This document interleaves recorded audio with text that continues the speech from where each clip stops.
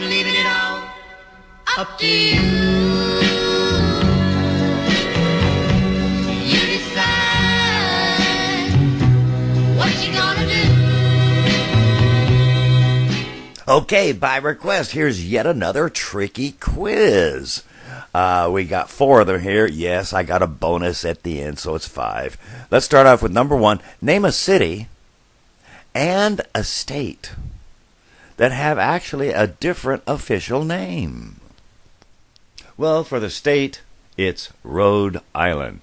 And in fact, on the ballot in the state, they had a proposition to officially change it to the name everybody else know it as, which is Rhode Island. But in fact, it's Rhode Island and Providence Plantations.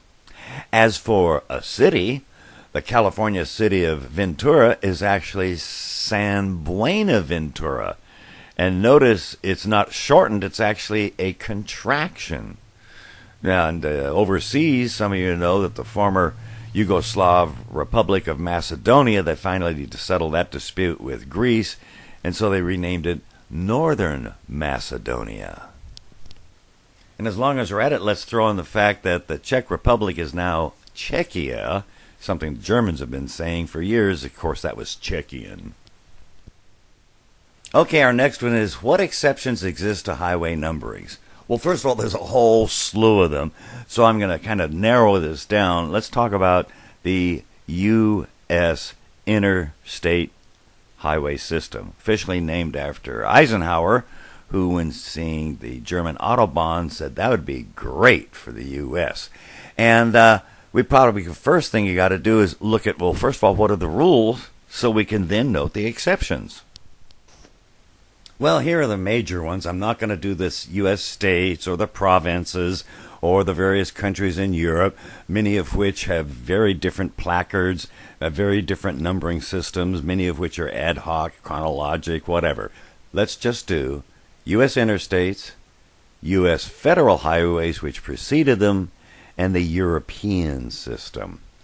First thing is a mnemonic. Even goes with east-west. Notice they all have E's. And the odd ones go north-south. Notice they all have O's. The low numbers for the interstate system are in the west and the south. High numbers are in the east and the north. For the federal system, it's backwards. That kind of keeps them separated. In Europe, it's the low numbers are in the west and the north. High numbers are in the south and the east. Here's a map of the U.S. interstate system, and you might see that little piece sticking out there in northern Texas to Lubbock and Amarillo, and that little piece in Oklahoma, and there's another little piece in Wisconsin. You might think those are the exceptions, and they're not. They're just incomplete fundings, frankly, due to the local congressman. And here's the European system.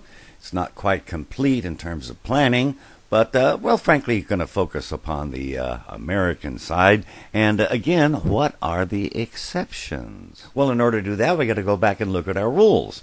Turns out it's associated with our next set, which is whether or not it actually has 3 digits. And these highways are either loops or spurs.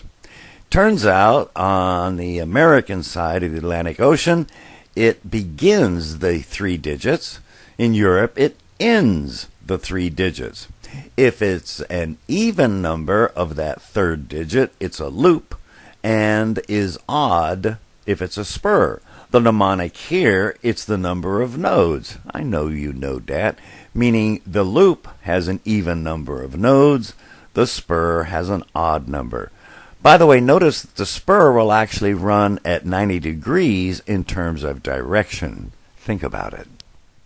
Here again is a map of the U.S. interstate system. It's only the main highways. It omits the loops and the spurs, the 3 digits, if you will. And by the way, there are multiple loops and spurs in other locations.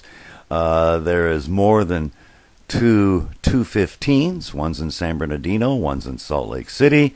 There's more than 1 405. One's in L.A., there's in Seattle.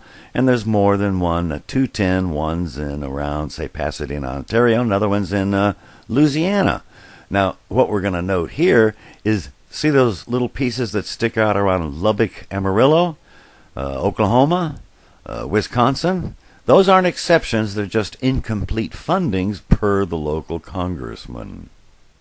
Okay, the two notable exceptions are the 238 around Alameda, the east side of San Francisco Bay, and that's connecting various versions of the 80, the 280, 480, 680, 880, and they ran out of numbers.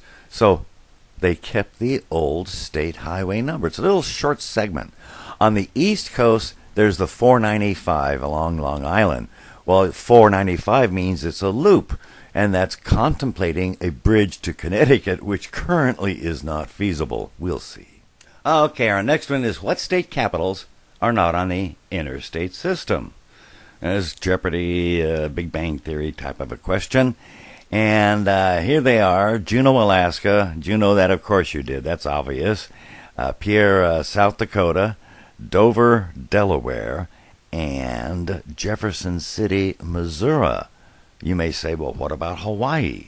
In the case of Hawaii, they do have them, except they have a letter H. Here's a map. Well, for countries that have overseas portions, the United States comes to mind with Alaska, Hawaii. I'll spare you the map, but some of the more obvious ones are Russia has the old piece of Prussia, the remaining portion Kaliningrad. France have their overseas territories, including French Polynesia, French Guiana. The Netherlands have Curacao. The Danes have Greenland. Spain has portions on northern Morocco. Portugal have the Azores. You get the idea. Now, time for the bonus question. Name a state and a country that do not have rectangular flags, meaning they're not right-angled. Well, there's Nepal, which could be described as a double pennant, representing the moon and the sun.